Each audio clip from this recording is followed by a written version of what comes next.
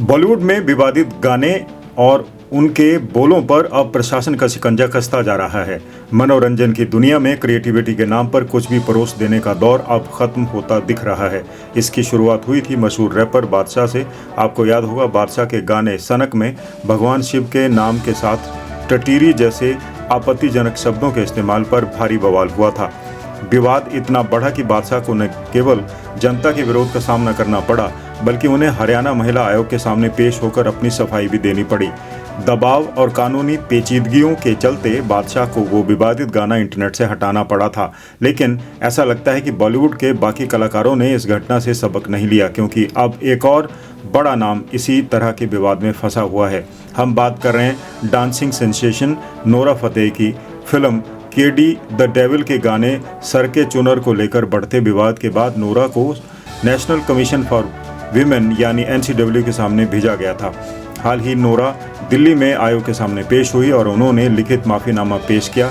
Nora ने साफ तौर पर कहा, मैं माफी मांगती हूँ, मेरा इरादा किसी की भावनाओं को ठेस पहुंचाने का बिल्कुल भी नहीं था। When I'm on set shooting for this song, I'm relying on the filmmakers to translate the song, and that is what I go by. Okay, when they're translating the song, nothing seemed inappropriate or vulgar when they were translating the song to me. But then again, I don't understand Kannada, so I'm just relying with whatever they're telling me. Whatever they've done right now, which is creating a Hindi version and dubbing the voice in Hindi and having those lyrics which are very inappropriate, I had no idea about that. Nora ने अपनी गलती सुधारने के लिए एक बड़ा और सराहनीय कदम भी उठाया है। उन्होंने ऐलान किया कि वह प्रायश्चित के तौर पर 100 गरीब और अनाथ बच्चियों की शिक्षा का पूरा खर्चा उठाएंगी। My intention, it was just a situation that I was put in, and there was no intention to offend anybody. But of course, I have to be responsible as an artist, so I definitely apologize.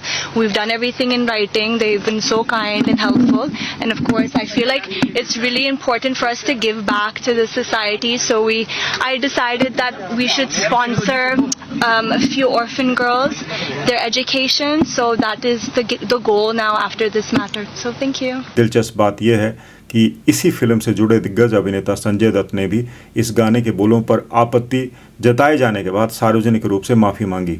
Sanju बाबा ने भी Nora के सुर में सुर मिलाते हुए अपनी जिम्मेदारी स्वीकार की है।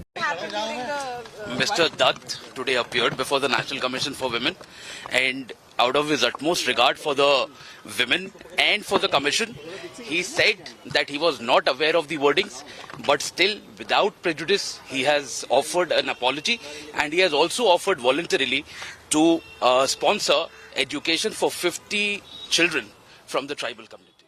चाहे वो बादशाह हो, नोरा फतेही हो या संजय दत्त, अब साफ हो गया है कि कलाकारों को अपनी कला के साथ साथ सामाजिक मर्यादा का भी ध्यान रखना होगा।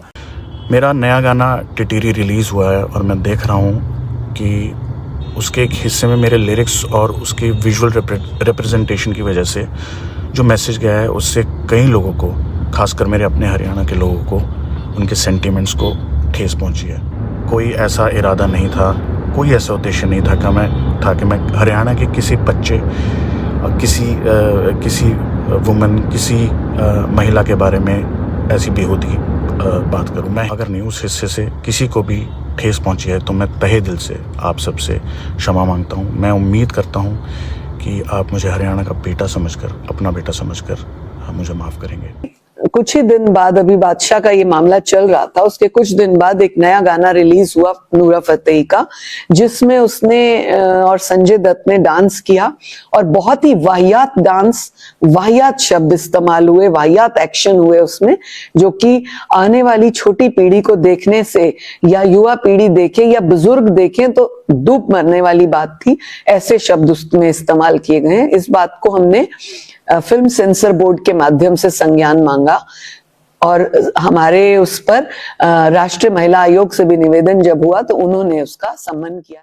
क्या आपको लगता है कि माफी और सोशल वर्क के जरिए इन विवादों को खत्म किया जा सकता है? अपनी राय हमें कमेंट बॉक्स में ज़रूर बताएं, और अगर आपने अभी तक बॉलीवुड सन को सब्सक्राइब नहीं किया है तो ज़रूर कर लीजिए। धन्यवाद।